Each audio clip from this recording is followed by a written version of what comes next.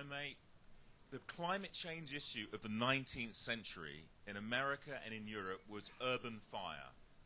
Cities burned regularly and completely. And it got worse and worse every year, every decade. And it went on and on. But you know what? Last week Milwaukee got burned. Previously Los Angeles. London famously in 1666. But it was so complicated, no one could do anything about it. And in 1871, a weather system went across the United States from west to east, and it destroyed 12 major cities, including Chicago.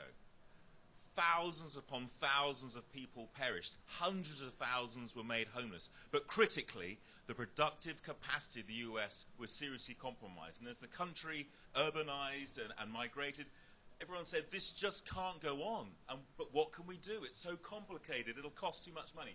And they went to a very weak federal government in Washington in those days. There was hardly any federal government. And they said, what should we do? And do you know what they did? They said, you know what we should do? We should go to those companies founded by churches and by people like Franklin. We should go to the insurance industry, the rocket scientists of the times. They will tell us what to do. And do you know what happened? For 2 years, those insurers around America, they did their research on climate, on engineering, on the fires, on the claims, on everything. And 2 years later, they came back to Washington and they said, here is what you've been looking for, the Urban Fire Code for the United States. Homes, factories, government offices, here it is. And they were about to hand it over. They said, but you can't have it yet. They said, but why not? They said, you know what? It's not just about the money. It's about behaviors. The factory owners have got to do certain things to be part of this community. Homeowners have got to behave in a certain way.